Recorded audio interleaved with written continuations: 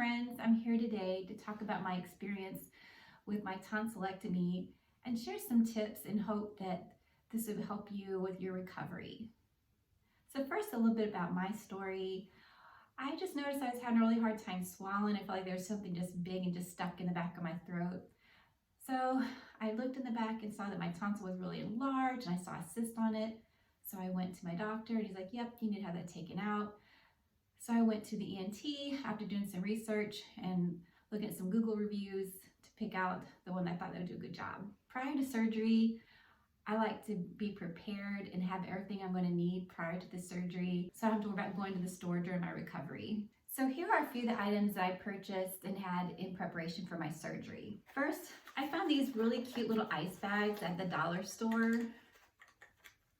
This fills up with ice, a little bit of ice water.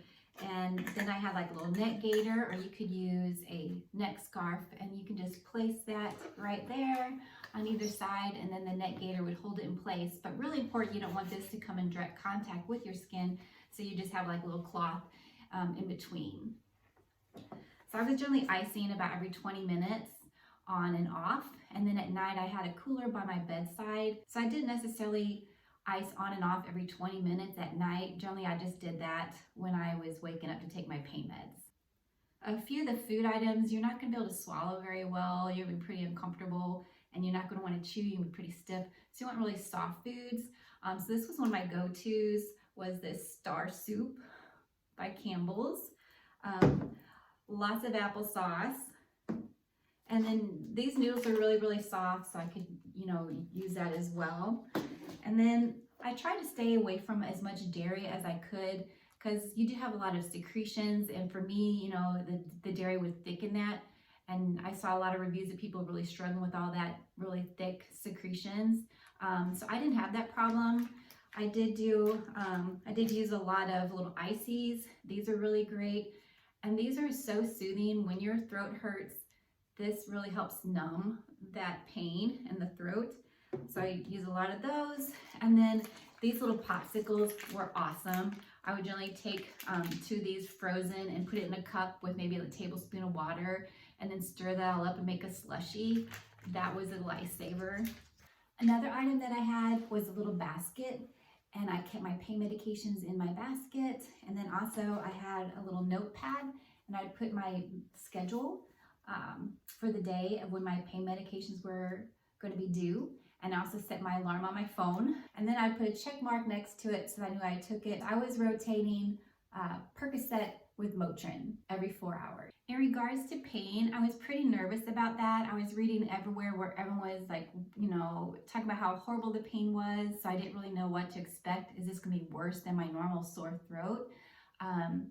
So for me, I would say it really wasn't worse than my worst sore throat. It did have that feeling like you're swallowing glass. So it was pretty uncomfortable, but it wasn't anything I felt like I was gonna die or I couldn't manage. Even with the pain medications, it was really uncomfortable. And what was really important during that time, because you're not eating a lot, you want to drink a lot of fluids. So just keep that in mind too. You just want to be drinking, which sounds terrible because you have a sore throat, you don't want to swallow, but you got to do it. And then I would say that my pain pretty much stayed the same every day. It was just the same consistency. Other people have said that other days were more painful to them than other days, but for me it was just pretty much consistent up until about day 10. That's when I finally turned the corner and started to feel some relief.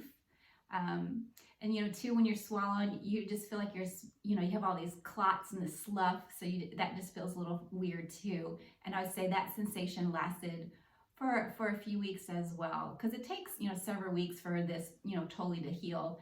And I didn't want to look at it, so I never looked in my mouth. A helpful tip for recovery right after surgery, a lot of people have reaction to the anesthesia where they experience a lot of nausea, and you don't want to be nauseated and throwing up because you're not supposed to drink through a straw or spit after this surgery. So you want to take actions to prevent the nausea. So I did let my surgeon and my anesthesiologist know that. And so they did prepare a special medication that they gave me my IV prior to surgery. And then they also had a little patch they put behind my ear that I kept on for for probably 2 days, just so that when I got home that as my body was still diuresing the effects of the anesthesia, that I didn't have any of that nausea at home. So post-op, other than taking my pain pills, I laid around, was pretty tired, napped on and off throughout the day, binge watched some TV, and it was important to monitor for any bleeding. You should not have any bleeding, and you are at very high risk for bleeding with this surgery. So I was told not to do any lifting for 10 days. So in all, the experience was, rather uncomfortable, nothing that I couldn't, handle. And it took about 10 days to start to feel better, and it takes several weeks to heal. So I hope this helps you with your tonsillectomy.